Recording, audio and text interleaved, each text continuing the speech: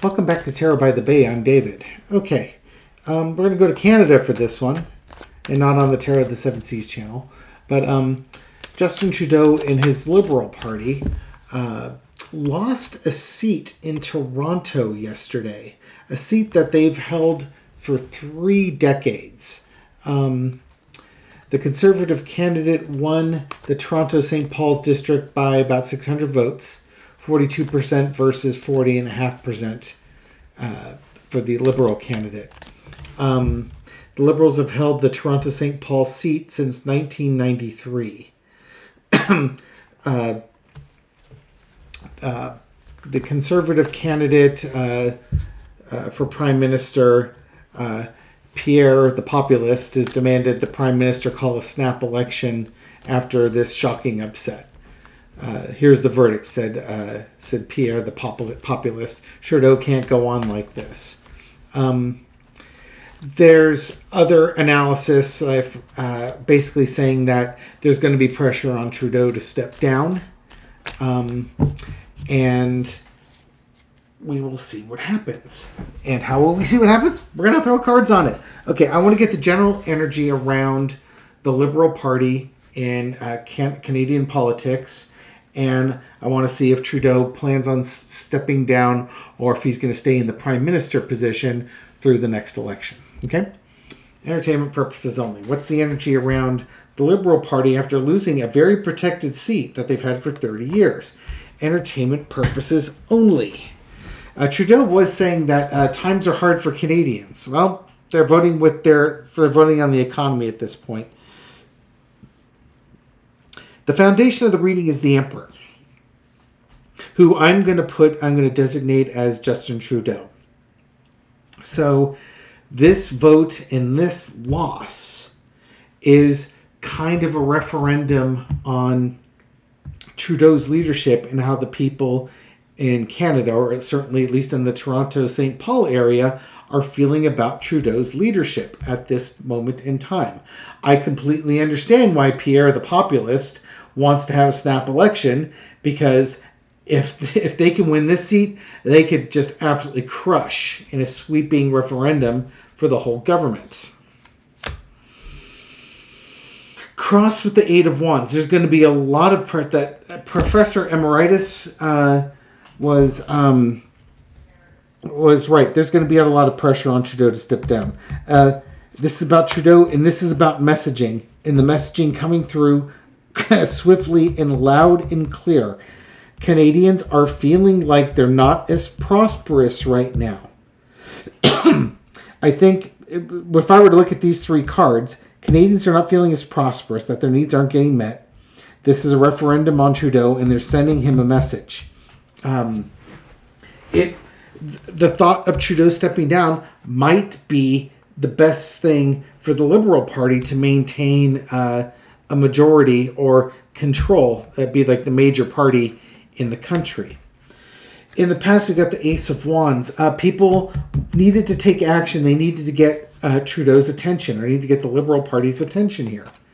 Current situation is the Chariot. This is going to be a slow growing trend that they're going to see in Canada. My apologies to my Canadian friends. This is not what I want to see, but this is what I'm seeing. Overarching energy is the Wheel of Fortune. We got 3 major arcana here. There's a change brewing in Canada, and it's, they've been on the left, and it's now starting to rotate on the right. The right's going to say how they're going to take care of everything, and Trudeau's taking care of nothing, and they need to be given a shot. This also tends to follow the trend throughout the United States and Europe, where populist leaders and populist political parties are gaining in popularity and strength. The lesson to be learned is the Knight of Swords. Trudeau needs to do something, and he needs to act swiftly. Not recklessly, but swiftly.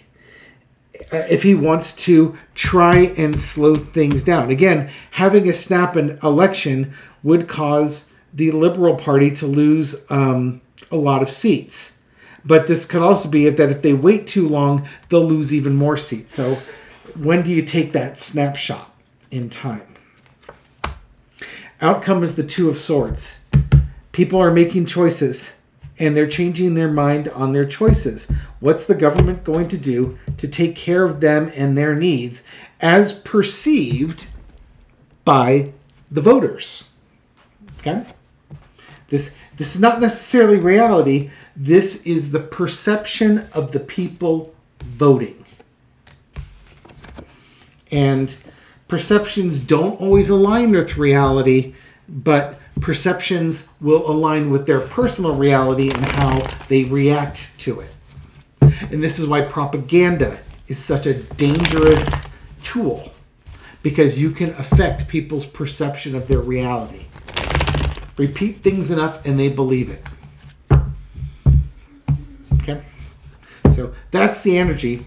Trudeau and the Liberals are being given a message. What are they going to do about it? Whatever they do, they need to act swiftly. In control, but they need to act swiftly and probably somewhat aggressively.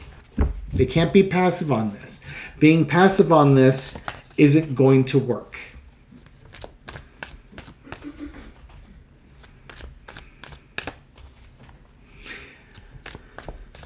Okay.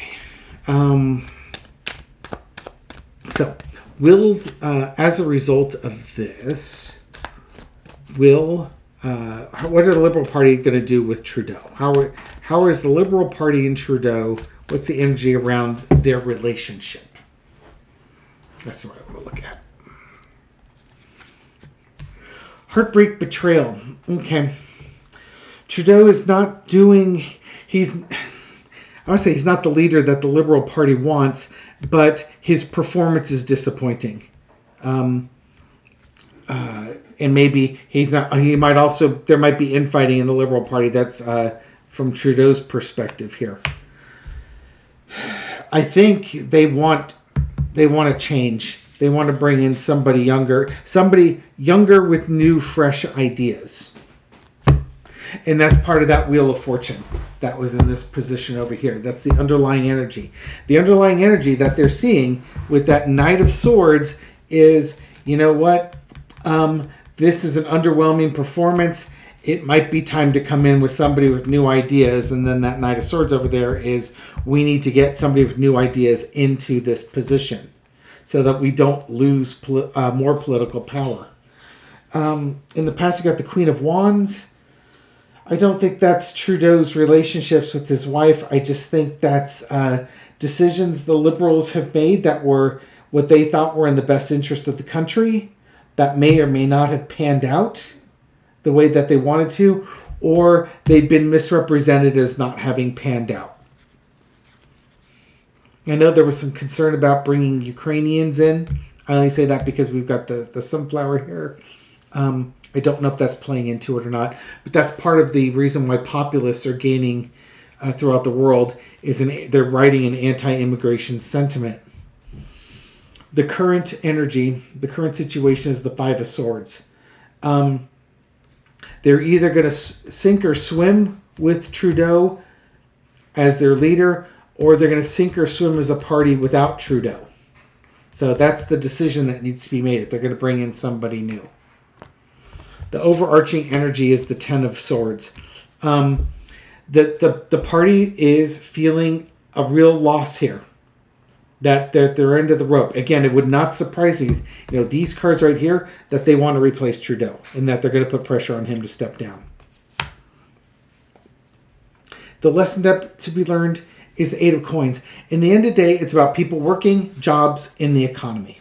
If the economy isn't doing well, if people aren't working, if the jobs aren't paying well, the Prime Minister is going to get blamed for that, whether he has much control over this or not. But I think also the Liberal Party needs to sort of look at their values. Are they representing the people that they said they're going to represent? Outcome is the Six of Coins. It's almost like a refocusing of values. Refocusing on marginalized people. It's a charity. There's also a charity thing too. They might keep him because he's been their leader for so long that they don't want to get rid of him. And it's a charity, sort of like, okay, we'll give you one more chance with these next elections type of thing. But again, it could very well be to give somebody new a chance. So I'll throw a 4-carder on this one to see if they flat out ask him to resign his prime minister position, because in the end, that's really what we're here to check out.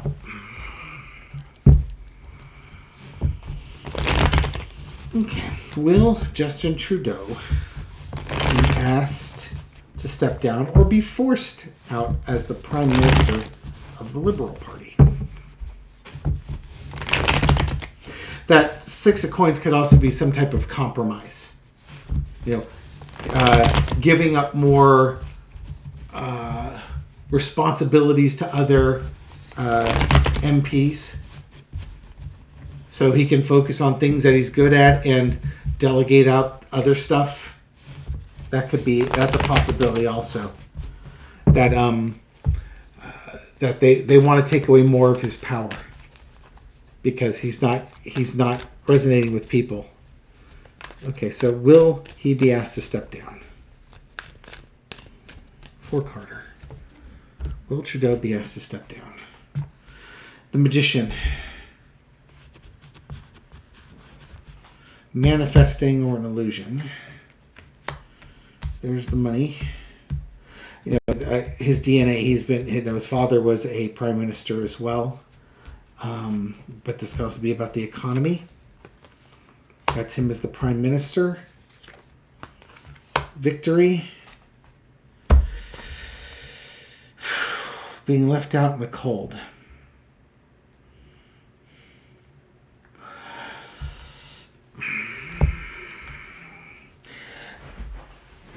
I could see them asking him to step down because they're trying to protect his legacy. Let somebody new come in here and let them give a shot. It's like if they keep Trudeau, they have a known entity. He has the pedigree. He could very well, come through this just fine. But here's the thing. It's like if they keep Trudeau, they know they're going to lose big in the next elections. That it's like the message wasn't heard. So if they keep him, then the message isn't going to get heard.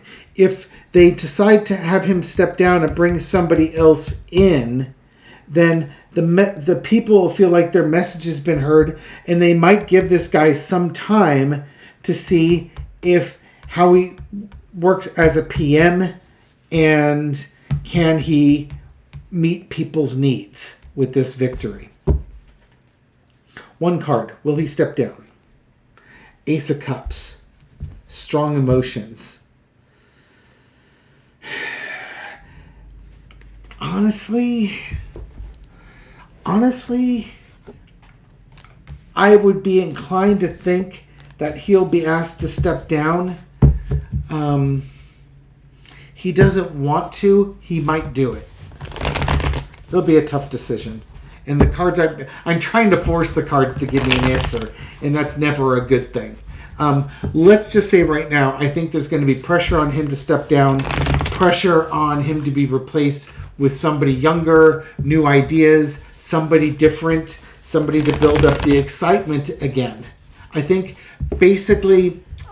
what's happened is Justin Trudeau's gotten stale in the minds and hearts of Canadians. That doesn't mean he's not an effective prime minister. That doesn't mean his administration was a failure. It's just people are ready for change. They want something different. Now, the Liberals could bring in somebody different and try and scratch that itch, especially before the elections. If they don't, and Trudeau's on the ticket, they're going to rely on his charisma to get him through another round of elections. And again, with a populist movement gaining more and more power, it will be difficult, even if the Liberals do form a coalition government, it will be difficult for Trudeau to get much of anything done. So it might behoove him to step down to protect his legacy for the things that he has done, because that opens the door for a potential future run at the prime minister if he wants another go round on it. Okay? That's just kind of what I'm getting from this. One last thing to read on this one as I think about it. How about a four-carder for what would be the appropriate personality or mindset for a successful prime minister candidate for Canada? That doesn't mean this is who they vote in, mind you. This is just who would be the most successful given the current mood of the country.